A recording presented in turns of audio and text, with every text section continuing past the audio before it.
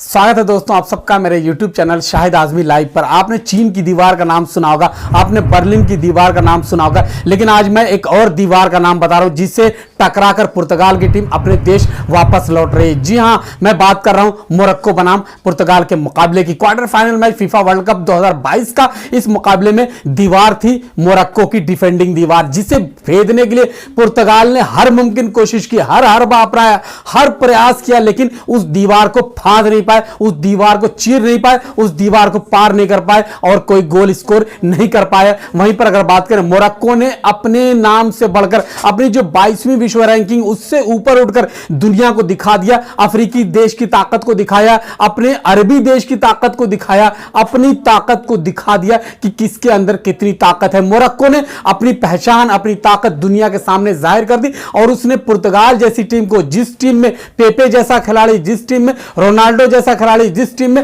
Ramos जैसा खिलाड़ी, उससे घुटनों पर लाकर पटक दिया है और शान से सेमीफाइनल में पहुंचने का हक हासिल कर लिया, यानी सेमीफाइनल में पहुंच गई। इस मुकाबले की बात करूं इससे पहले बता दूं दोस्तों, अगर हमारी रिपोर्ट, हमारी बातचीत आपको पसंद आ रही तो हमारे चैनल को लाइक और सब्सक्राइब जरूर कीजिए। इस मुकाबले पर रोशनी डालूं तो शुरुआत के जो पहला हफ्ता पूरी तरह से पुर्तगाल की टीम के नाम था। हालांकि बॉल की बात करें तो ज्यादातर हमने देखा जो पुर्तगाल की टीम है उसके पास नजर आया, लेकिन मोरक्को जिस तरह से निशाना साध रहा था, जिस तरह से उसने रणनीति बनाई थी, जिस तरह से अपनी डिफेंडिंग दीवार तैयार की थी, उसे भेदना कहीं से पुर्तगाल के लिए आसान नजर नहीं आ रहा था। लेकिन जैसे ही मौका मिलता था, मोरक्को के जो फॉरवर्ड खिलाड़ी थे वो सीधे गोल पोस्ट पर टूट पड़ते थे। किसके गोल पोस्ट पर? पुर्तगाल के गोल पोस्ट पर टूट पड़ते थे और हर मुमकिन गोल करने की कोशिश करते। और ऐसे ही प्रयास में 42वें मिनट में नासिरी को वो मौका मिला। उस खिलाड़ी के बारे में बता दूं, यूसुफ एन नसारी ने जब उससे मौका मिला, बिल्कुल गोल पोस्ट के सामने एक ऐसा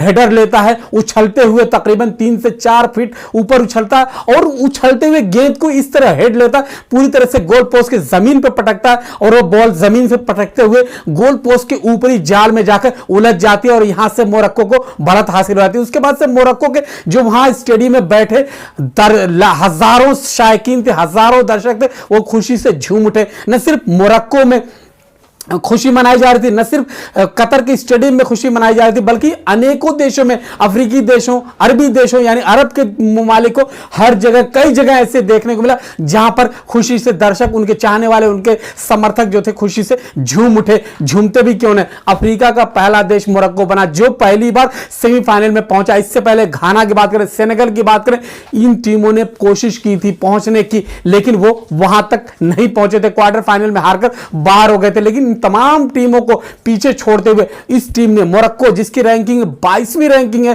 फीफा रैंकिंग में, उसने अपनी रैंकिंग से 2 नंबर यानी विश्व की 2 नंबर की रैंकिंग टीम को उसने सबसे पहले पछाड़ा। 9 नंबर की रैंकिंग को जो टीम थी उसे पछाड़ा। उसके बाद जो 7 नंबर की रैंकिंग की टीम थी उसको भी पछाड़ा। वो कौन सी टीमें थी?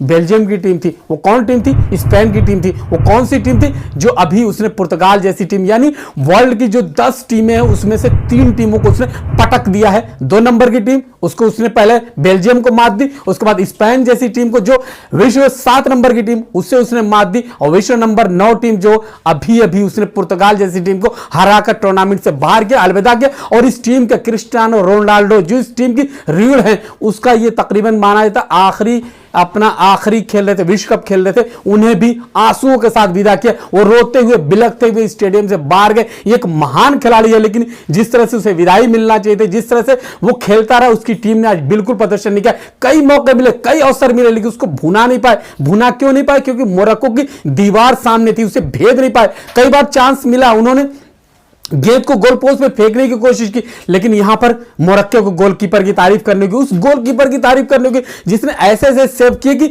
लोगों ने दांतों तले उंगलियां दबा ली। लोगों को लगा कि ये गोल हो जाएगा, लेकिन उस गोलकीपर ने उस गोल को न सिर्फ सेव किया बल्कि मोरक्को को भी सेव रखा। उसकी उम्मीदें जो सेमीफाइनल में पहुंचने की थी उसको बरकरार रखा। आज मैं आपको मोरक्को को उन खिलाड़ियों का नाम भी बताऊंगा जिसके बारे में आप शायद जानते नहीं होंगे, जिसके बारे में दुनिया वाकिफ नहीं होगी, वही जानते होंगे जो फुटबॉल को ज्यादा फॉलो करते। मैं उन खिलाड़ियों का नाम बताऊंगा, आज उन नामों को याद रखिए। यह नाम है जिसने मोरक्को के लिए नया इतिहास लिखा है, नई तारीख रकम की, एक नई हिस्ट्री क्रिएट की है। बताता हूं उनके नाम।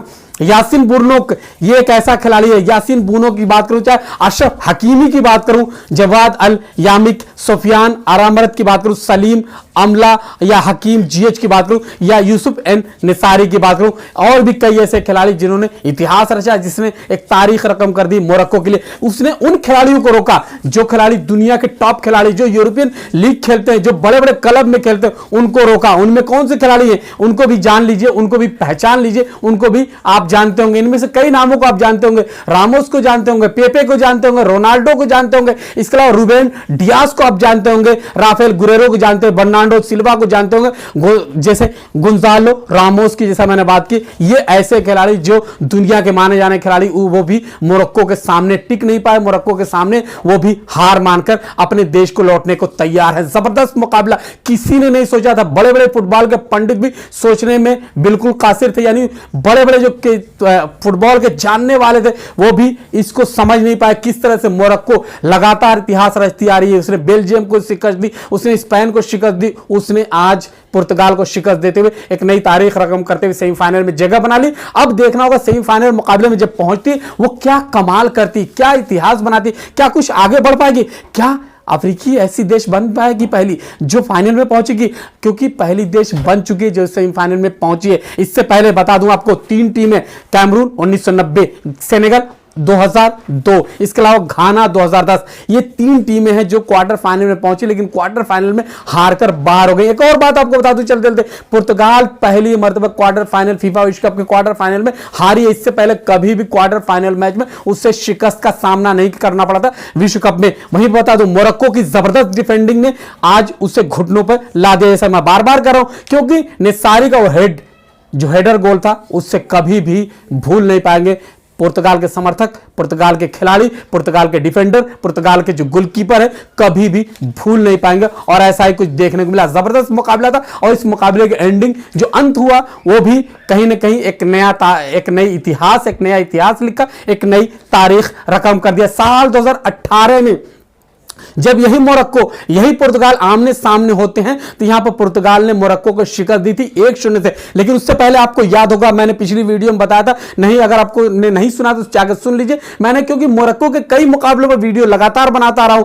मोरक्को की टीम ने 1986 में जब पदार्पण करती तो इसी पुर्तगाल की टीम को 3-1 के बड़े अंतर से मात देती है। यह टीम पहली बार पुर्तगाल को नहीं हराती है, लेकिन यह मौका, यह अवसर कुछ अलग था और शानदार प्रदर्शन करते हुए यहां पर मोरक्को की टीम ने पुर्तगाल को हराते हुए अपनी जगह सेमीफाइनल में पक्की कर ली। अब देखना होगा किस तरह से सेमीफाइनल में खेलती है, क्या किस तरह से रणनीति बनाती। यहां चलते थे, एक और बात मेंशन कर दूं, अंतिम के जब 4 मिनट बाकी थे वहां पर मोरक्को की टीम अपने 10 खिलाड़ियों से खेल रही थी, क्योंकि एक खिलाड़ी को रेड कार्ड दिया गया, वो ग्राउंड से बाहर गया और उसके बाद 10 खिलाड़ियों से खेलती हुई अपनी पूरी तरह से डिफेंस पर मजबूर हुई मोरक्को की टीम ने, फिर भी हार नहीं मारी और हार नहीं मानी और यहां से उसे जो पुर्तगाल की टीम को शिकस्त देते हुए सेमीफाइनल में जगह बनाई। दोस्तों बातें बहुत हैं, लेकिन अब यहीं पर मुझे शाहिद आजमी को यह कहते हुए अनुमति दीजिए। हमारी बातचीत, हमारी रिपोर्ट पसंद आ रही तो हमारे चैनल को लाइक और सब्सक्राइब जरूर कीजिए। बहुत बहुत शुक्रिया, धन्यवाद।